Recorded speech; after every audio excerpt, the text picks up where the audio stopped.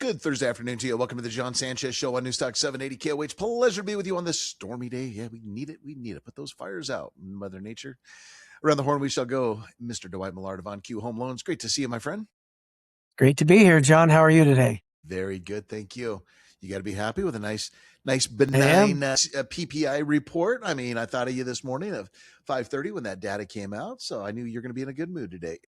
I'm in a great mood. There you go. Aaron Clark of Edge Realty. Good to see you, Big AC. How you doing? Yeah, doing good. Did you see there was a tornado watch today?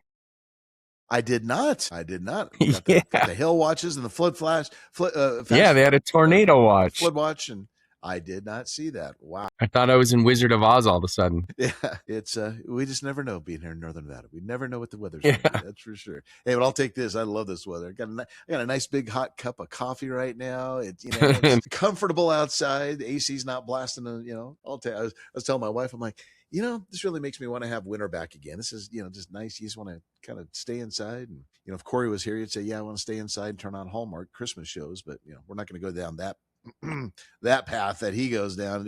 No. Yeah, with a box of Kleenex next to him. It is. Yeah. In his cup of herbal tea. Yeah. Earl Grey. Oh, that's so funny. Folks, it's all true. He is a Hallmark diehard. He really is. All right. Well, let me tell you what we have lined up for today. We're going to recap today's reports. Again, good session today, record-setting day for the S&P 500. So we'll tell you what was behind that. Again, as Dwight and I were kind of joking, the driving force today, of course, was a very, very quiet PPI number, the measure of inflation on the wholesale side of things. So we'll give you all the details of that in just a moment. And then we're going to get into our real estate topic. Love this one. When does a rental property, Aaron Clark, stop being a good investment? When does a rental property stop being a good investment? Crazy topic, isn't it? Kind of makes you stop and think. And I can't wait for some of the info you and Dwight are going to be sharing on this one, because I love, you talk to somebody and like, yeah, my rental's going great. I bought it for $300 and it's worth $600, and boy, things are great. And my tenant, I love that tenant. They're making their payments every single month and everything else. And then, as we're going to explain here, it's not all what it seems to be. You gotta get down to the real numbers, right, Aaron? Yeah, absolutely. I mean, that's the problem, is a lot of people put it on set it and forget it mode. And the autopilot. I like that. Yep. I like that term. Yep, absolutely. Well, it's going to be a great topic. We'll get to it here momentarily. So let's get the stock market side going here. Like I said, let's go back to this morning. This was really, kind of set the catalyst. We had pretty good strength in the pre-market session, even before the release at 5:30 of the PPI data. And, like yesterday's CPI, which was up just 0.1%, this one was even better. We got a goose egg. It was unchanged from the month of June to this month's report of July. 4.7%, however, this is the nasty number. 4.7% year over year is where wholesale inflation is. We strip out food and energy. We've got a little bit of an uptick there, up 0.2%. Year over year on the core, up 4.2%. So, like I said, very, very high, on the year over year basis, not budging much, but hey, at least, month over month, not bad whatsoever. So Dwight, I dug up the numbers for you. I know you always like to know this. I go, all right, what does this do to the potential of a next interest rate increase? Well, according to the September FOMC meeting, which now stands at a 34.6 chance that we're going to get a 0.25% cut. 34.6. I love it. That is a decrease from 40.6 yesterday.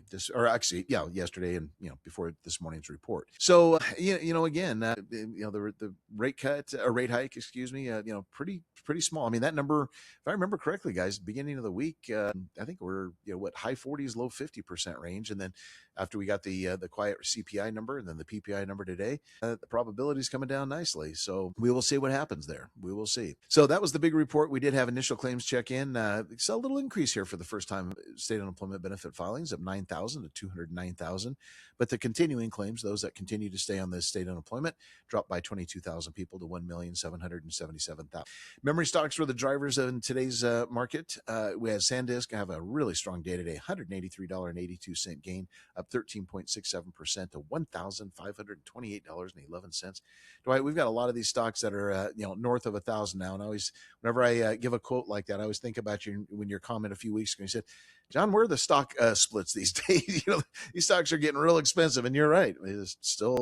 Is that just a thing of the past now, John? You think? I really think it is. I can't tell you the last time that I mentioned that this company was going to have a stock split. I think it was NVIDIA, to be honest with you, which was what, year, 2 years ago, something like that. It was a while, but yeah, we just don't see it anymore. And I guess because there's so much capital sloshing around in the stock market, they feel that, hey, people can afford a $1,500 per share Right. stock. So Yeah. I don't know. Yeah.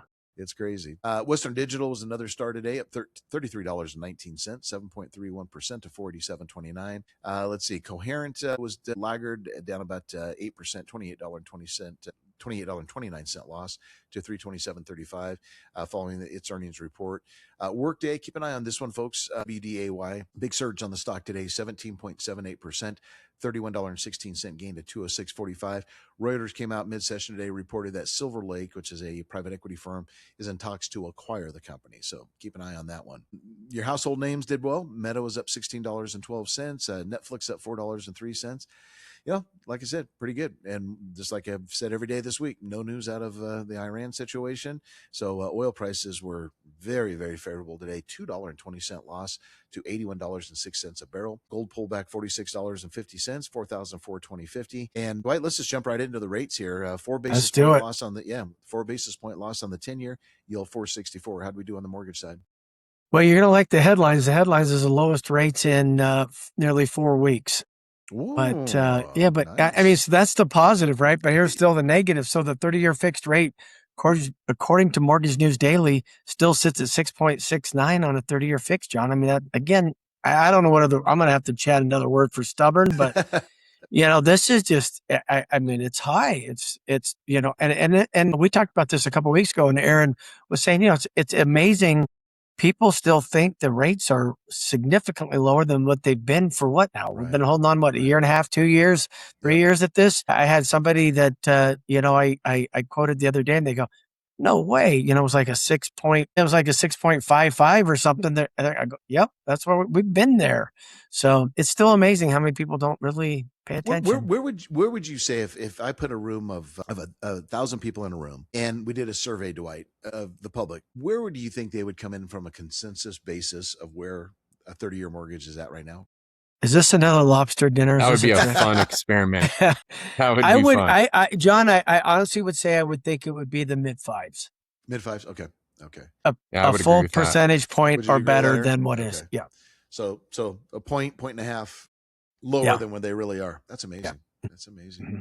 Yeah. Yeah, because there's so much. I mean, John, they're so informed about everything else. Sure. But yet this, I don't understand it. I mean, it's a from a layman's perspective, it's a complicated world, right? They get tricked, with advertising from a lender that says, 4.5%. But they don't read the fine print with with 2 points or whatever the catch is, or it's not the APR and so on and so forth. So yeah, I think you're paying for it somewhere. Oh, absolutely. No but John, and the fairness to them, they're driving around, they go by subdivision things, they see rates as low as 4.9. Those are all buy downs and things. So they're seeing some things that would, the advertisement that would lead them to believe that they're lower than what they are. Right. And again, Aaron, you would believe that around that 5.5%? Yeah, I think definitely it'd be right around 5%. I think some people might throw it up at it could be really high, like 6%, but they're still going to be way under what the actual market price is. Yeah, absolutely. Yeah, Dwight, you have a tough job, and I mean that in all seriousness. It's a tough one. Well, we talked about it the other day, how much it trickles down. It starts with me, because I'm sure. Well, it starts with the consumer, right? Right. Then it's me. Then it's the realtors, title companies, appraisers, home inspectors. It's been a rough ride for. Here we're going on 4.5 years. So like me being in a bear market in the stock market for 4.5 years. Yeah, that's. When we talked about this has been a longer suffering duration than the meltdown of 2008. Because remember, there was short sales. There was activity going on now, and people were refinancing, and there's just different things going on. Here you got zero. You got maybe 2% of people refinancing just off of life, and then the rest are just struggling. They go, they get in the market, they go out, they go in, they go out, based on the market. Right. Absolutely. All right, you're now up to date. I'll tell you what the market did when we come back, and then we're going to get into our real estate topic. When does a rental property stop being a good investment? You don't want to miss this with Aaron, and of course, Dwight Millard. Welcome back to the John Sanchez Show on News Talk 780 KOH with Dwight Millard of On Q Home Loans, Aaron Clark of Edge Realty. And I got to apologize, folks. I made a major screw up when I was telling you what the market did today. I had a weird thing happen. I got to give you the behind the scenes. So, I run multiple monitors. And my quote system, you guys are going to laugh when I tell you this. So I've got this quote system. And when you stare at a quote system for, 14 hours a day, every day, like I do, your brain becomes trained to just look at a certain part of the screen and all right, that's, the Dow chart, that's the NASDAQ, that's the S&P, that type of thing. Well, the company that we get the quotes from this morning, I think it was after my second stock update, I look up at my quotes. It's like, wait a minute, they flip-flop 3 of my windows, right? My S&P, my NASDAQ, and my Dow window, they flip-flopped them. I can't tell you how many times I screwed up this morning on the stock updates because to the far left, that's where the Dow was always at. They moved now the S&P 500 window to where the Dow was. And so I just screwed up again when I was giving you guys what the market did, and it hit me during the break. Like, oh my gosh, I feel so stupid, but it is what it is. It's just, again, older you get, the more habits, you don't like things changing.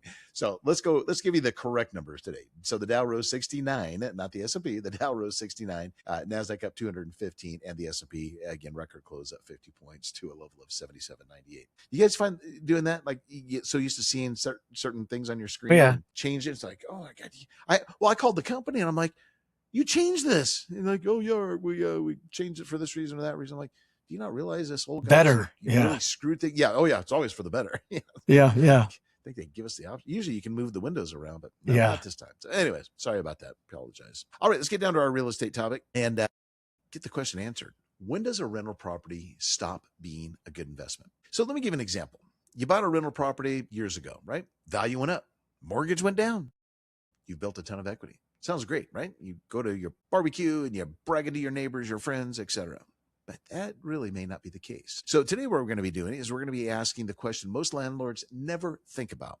When does a rental property stop being a good investment? So Aaron, let's kind of start with an example, all right, just to drive this point home. So let's do a hypothetical. Let's say, an investor bought a rental years and years ago. You sold it to him, Aaron, for $250,000. Today it's worth $700,000. The mortgage that Dwight gave them years ago, now down to $100,000. So they obviously have equity of about $600,000. And let's say they're doing pretty good on rent. Annual rent's about $42,000. But after taxes, insurance, maintenance, all the things that a landlord pays, they're netting a cash flow of $24,000. And then the owner says, geez, guys, this property is absolutely fantastic. I'm making $24,000 a year. But what we're going to explain to you is you're now effectively deploying $600,000 of equity to generate $24,000. Aaron, you're fast with math. What kind of rate of return are we looking at there? Yeah, like 4%. Like 4%. Exactly. Yeah. We'd be fired by our clients if they had invested $600,000 with us and we only generated 4%. Trust me. And that's before considering taxes and future appreciation. So the question that Aaron would ask you and Dwight would ask you is this: would you invest $600,000 today to make $24,000 a year from the investment? Again, some of you may be happy with 4%, but most of you probably would say no. So with that said, kind of setting the background, here's the problem. Why do people fall in love with their rentals, Aaron? Why do they fall in love with their rentals? Let's start with the emotional side here. Yeah. I mean, so many people get emotionally attached to their rentals. A lot of times it's because it's their first one, or it used to be a home they lived in and their kids grew up in. They turned it into a rental. It's paid for. They kind of put it in the set it, forget it category. The tenant's been there for 10 years. They've been making the payment. I haven't raised rent on. It's, I don't need to worry about it. They're great. They fix everything on their own. There's a lot of potential reasons that somebody falls in love with their rental. And that status quo of just being used to it, I mean, why do people not change insurance companies? Why do people not change cell phone carriers? Why do people not change cell phones from Apple to Android? We get used to it. We don't like change. You don't like the change on your new platform. I don't like the changes they do in MLS.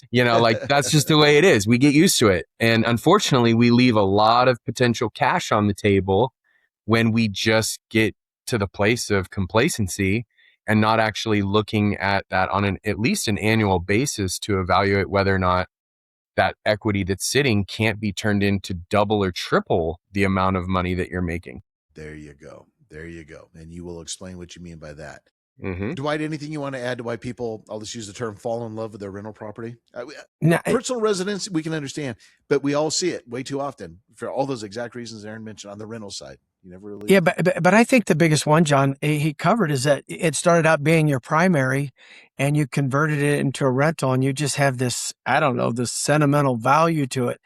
But we've talked over the years and you've been really, really pushing the idea how to make more money off of that money. So we've got a lot of money tied up, in equity today, John. Dwight, we've got some audio problems with you. I'm sorry. I'm gonna cut you off here for just a second. If I can get you to kind of reboot a little bit. Thank you. You're sounding like Alvin the Chipmunk there for a second, right here. Perfect. Never had that happen before. That's why my face is making faces. I know. It's got to be the storms going through the area. We're gonna blame the technology areas. So, there you go. It's a tornado. Really I try not to laugh if you saw me on the video there. All right, Dwight, we'll wait for you to come back in. Aaron, but also, I love everything that you said, but let's also throw in the financial side of things, why people become complacent when they're a landlord. Obviously, they're terrified of paying capital gains tax if they sell it, right? What I hear a lot from the clients is, great, okay, because I bring this, that's why I wanted to do this topic. I bring this exact issue up because I hear, this is real life stuff, folks. I hear from people, yeah, my rental's doing great and everything. And that's the first thing that I do is I say, okay, how much equity do you have in the house? And they'll come up with a number. How much rent? What's your net rent? And then I do exactly what we just did, run the calculation, divide the net rent by the amount of equity. And I say, geez, did you know trust me, in this example that I created, this is, we're using 4%. Aaron, I don't know about you, but I see a lot of 2.2, 2.5, cash on cash return. And I'm like, do you realize that's what you're getting? And they kind of, and you hate to say that because it makes a person feel dumb. And I'm not doing it by any means to make someone feel dumb. But my job is to say, look at your rental like a Wall Street firm looks at capital, right? Every dollar's got a use, and you need to maximize the use of that capital. If not, you are not being a good steward of your money or of your family's money. So, then you say, okay, look, you're only making 2, 3, 4%. They go, okay, well, what about the taxes? Well, that's a consideration, right? Aaron, we know capital gains tax, depreciation, recapture, so on and so forth. And then, common question. Okay, great. So I understand all that. Maybe I can do a 1031, or if I want to cash out, what the heck am I going to do with the money? Can you make me more than that? And, that's where the conversation ends up going. But my purpose of it is just to bring it to their attention, because so many people, again, have all the reasons you mentioned. And in reality, it's not as good as they think. Yeah. And it's overwhelming. It's, how do you eat an elephant one bite at a time? Yeah. So, people get stuck in that position where they think to make the change or even look into what they could do, or call me or you or Dwight or whatever and ask what the possibilities are. It's a big thing to go through. I get it. But the potential upward swing of that income, when you see it on paper, should be a huge motivating factor to at least check it once a year, because the potential is huge. And we can offset those taxes. 1031 exchanges, we talk about them all the time. Yep. We can make it to where you're never going to pay them, and the day you die, they're wiped clean. So there's ways to do it. Absolutely. So last thing that we'll leave you with on this portion of the conversation is, here's the question. If you inherited $600,000 in cash today, would you use all $600,000 to buy this exact rental Such property? a great question. Isn't it, though? Mm-hmm. Really makes you start to think. And so that's kind of, again, with some of the things that you need to be thinking about when you're sitting on a lot of equity. All right, when we come back, we're going to get into the next area of this, which is the numbers every landlord should know them like the back of their hand. We'll continue that discussion with Aaron and Dwight. Welcome back to the John Sanchez Show on Newstalk 780 KOH with Aaron Clark of Edge Realty, and of course, Dwight Millard of On-Q Home Loans. Once again, we finished with a gain of 70 on the Dow. The NASDAQ closed with a nice gain of 216, and the S&P, a record finish there at 50 to 7,798. All right, when does a rental property stop being a good investment? So we kind of laid out some scenarios with you. Once again, it comes down, first thing you got to look at is your cash on cash return, right? What is your equity? Take your net profit after paying all your expenses when the rents come in, et cetera. Take that number, annualize it, divide it by your equity. And that's telling you, hey, if I had, in our example, used a person with $600,000 worth of equity, if I had $600,000 and I went and invested it, what percent can I, receive? My ROI, as we call it, return on investment. And if you're, probably anything less than 6% or so, you need to pay attention to it. Now, again, we're not accounting for appreciation, which is where most of you make your money in the real estate, but you get the point. So now let's get down to the numbers, Aaron, that every landlord should know. So they don't need to be saying, am I making money? What they need to be saying is, what is my current equity? Take it from there. Yeah, I mean, you need to know where you sit on everything, and you need to know what your true net income is. And a lot of landlord investors will just calculate that, I'm making $24,000 a year in rental income and I paid this much. And oh yeah, maybe I have some taxes involved, and that's kind of the end of the story for them. Mm-hmm. But the reality of it is when you sit there and crunch all the numbers, you have to include your insurance, your HOA fees, any repairs that you need to do. Depending on the type of tenant you have, you might have more or less. If they got kids, you're going to have more repairs probably, just because kids are a little more rough on a property. And then you have your regular normal wear and tear repairs, like new roof, new water heater, new furnace, new microwave, new oven. All those things are expensive over time. And if you're using a property management company, typically right now, unless you have a bulk number of properties, you're going to be paying anywhere from 10 to 12% of the rental income per month to a property management company. If you have more than 2 or 3, sometimes they'll knock it down to like 8% and give you a deal on it because they're doing a bulk amount. Mm-hmm. Your vacancies, if you get a lot of vacancies, so if you're renting to a lot of college students, especially, I have a lot of investor clients that do, they're going to have vacancies on a regular basis, or they'll rent rooms specifically of a large property with a shared common area. So you have to include that. Your landscaping costs, our prices are going up here on water and gas and things like that. So you got to take that into consideration as well. And, obviously your mortgage interest and any other unexpected things that you're not thinking about, whatever, maybe city requirements or things like that. So, okay. So your formula to first number we need to know, our net income. Correct. So you're going to take all of that, your total gross, you're going to deduct all of that to get your annual net cash flow from whatever's left over. And then, as you said earlier, you're going to divide that by your current equity, and then that's going to come up with your percentage. So using our example before, 4% on that $600,000 in equity after all expenses paid, we need to parlay that into some other things, because we're sitting in a position where if you're only making 4% on your 600,000 sitting in that situation, not calculating that you might need to do a new furnace, new carpet, new paint, all of these types of things, then we probably can do a lot better. Maybe not even in real estate necessarily. There's other opportunities out there that aren't that way. Or we can parlay that and take that $600,000 and put it into 2 rental properties using a 1031 tax deferred exchange. We're not paying any taxes. We get to use all 600,000 as a down payment, 300 on each one, or 200 on each one, and we get 3 of them depending on what they cash flow at. And now we've taken that and increased it to maybe we're sitting more around 6, 7, 8, 10%. Who knows? And you have more upward trend possibility because now you have 3 properties building equity, not just one. And you bottom line, you've diversified 3 different homes, hopefully not in the same Your vacancy isn't 100%. It's 33 and a third percent. Yeah. That's right. And, Corey brought this up the other day, and I think it's a good point for you and Dwight to mention. There's nothing wrong with going out of the area. No, not at all. Right? I mean, a lot of people nothing do says that. you have to stay right here in Northern Nevada. I mean, there's a lot of opportunities. Yeah. I mean, Dwight, you see some of the numbers, back east and stuff where homes are cheaper, right? And therefore mortgages and expenses in some cases are cheaper. So you could really get a nice, increase in your ROI just by, to Aaron's point, do a 1031, buy cheaper property. Go somewhere else. Yeah, rents are, equivalent to here, but. John, I want to add a couple of things. So I've been doing some training, and one of the things that we got onto this investment, and one of the biggest, I guess, to it is you're not making money if your payment's $2,000 and you make $2,010. Mm-hmm.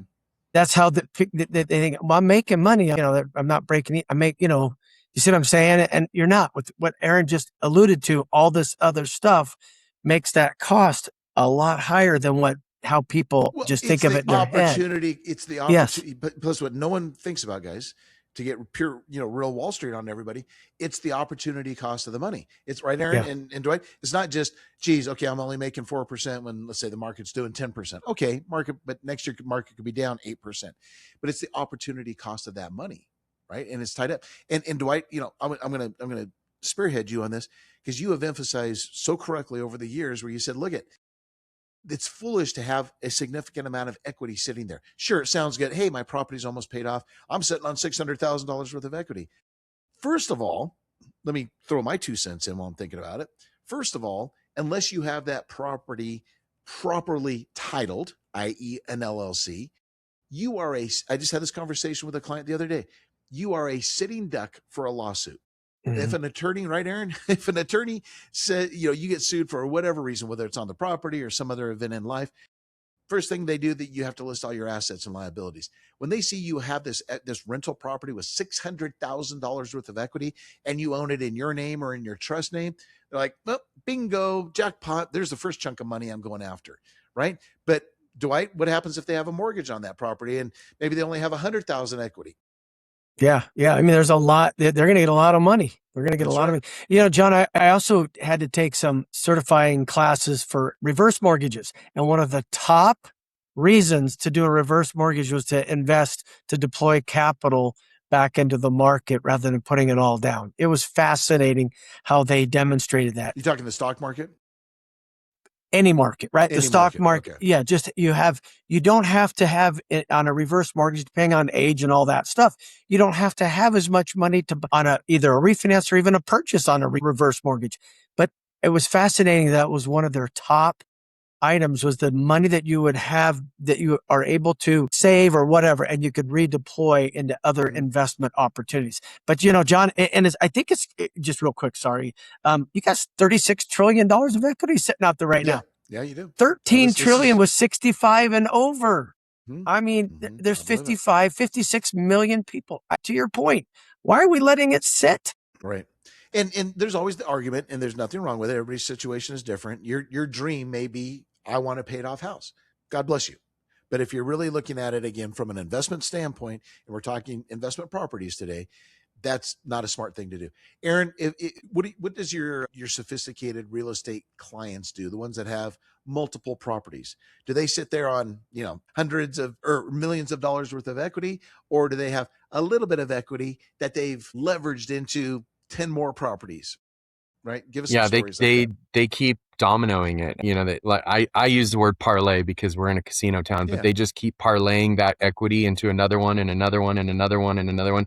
As soon as there's enough equity to borrow for a down payment, they do it again. Now, I will say, as you said, there are people that just don't have that comfortability in their mind, and their goal is to pay something off and keep it, and they want to do a long-term parlay, if you will. There's nothing wrong with that. If you're not comfortable with it, it's okay. And there's also other ways to do things where we can help, where it's a little more comfortable, so it's not so, because a lot of those guys, they're living on the razor's edge. Yeah, that's not where a lot of people want to be. No. Yes, I get it. And especially, the younger listener right now, where they have the time, if something does go wrong, they've got time to rebuild versus, let's say, a retiree. And again, that's all part of working with your team and saying, how much risk am I personally comfortable? How much risk does my team think I can take? And, come up with a decision at that point. But just to automatically sit there and go, oh my gosh, I'm sitting on $500,000 worth of equity. I look at that, I'm going, it feels good. It's your easiest way to increase your income right away. Yep. You got it. All right. When we come back, we'll talk about our next point. Appreciation can change the entire equation. Welcome back to the John Sanchez Show on Newstalk 780 KOH. So let's get some phone numbers going, boys. Mr. Clark, let us start with you. 673-6700. Beautiful. And Mr. Millard? 240-2022. Perfect. All right. We're talking about, once again, when does a rental property stop being a good investment? So, Aaron, we made it really simple. Take your gross rents, subtract all of the expenses, so you have a net true annual rent, divide it by the equity. That tells you your cash on cash return. But we didn't factor in, which we said clearly, but we are now, the appreciation. How does that change the equation? Well, you have to look at what the appreciation amount is. And if you're sitting there in a position where you might get, 3 or 4% cash return versus another 5% annually because you have an appreciation, you're in a market that's increasing. So a lot of clients I have 55 plus community rentals. They love them. And those people that move into those, they don't want to buy necessarily. So they have a pretty high rate of return on equity side. And so if you're in a position like that, where you have a 4% rental return versus like a 6% investment return, the owner potential has that cash flow plus appreciation plus principal reduction plus the tax benefits. And so leverage can dramatically affect the economics. So what we need to do is we have to sit down, crunch all the numbers, look at what the possibilities are, look at projections for growth, increased equity, et cetera, and then make a determination whether or not it's worth selling and pulling that equity, or maybe it's worth sitting there. And yes, it's just numbers, but also there is that emotional side. And sometimes, like when we sit down and find out your comfortability level, even though it might make more sense to do something, we're not going to advise you to do something you're not comfortable with or you don't feel like you can handle. So if the numbers jive and you don't because you don't like it, that's okay. We'll at least go over it and make you understand where you're sitting. Correct me if I'm wrong. This is just my experience. In all my years of doing this, and when I run these numbers for my clients, I've never once used this formula of adding in a potential appreciation. Should we? I mean, rule of thumb is you should never buy an investment property and take into consideration the potential equity increase because you're using it to generate residual income on a monthly basis.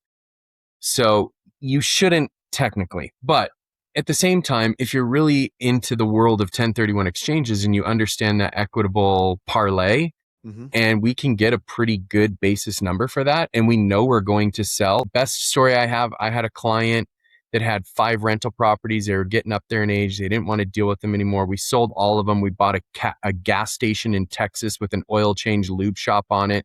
Now they make $20,000 a month in rent. They own they own the building and the land, but all of it has a 100-year lease with a company that's a well-known company out there. And they paid to build the building on it. They pay for all the maintenance, the hazardous material, everything. They just collect a check. That's all they do. They do nothing else. So we took that equity into consideration when we made that move because that was a big move. They were pulling money out of the Sparks and Reno area and putting it into Texas with strangers they've never met, never talked to, never anything. It was heavy. And all of it was under the restriction of a 1031 exchange timeline. And we completed it all. Amazing. And they call me once a year thanking me for that. I bet they do. Great job. Yeah. And that's a great point you bring up because people think, if I'm going to do 1031, I'm going to go from single family to single fammy. It doesn't work that way. You can, as long as it's an investment related, raw land, commercial buildings, in this case, a business like that, I won't say the world's open to you, but think outside the box. And you, as a great real estate professional, you thought outside the box and you got it done for your client. Look at the great side of it. Good job, man. I love hearing those stories. Advanced monopoly.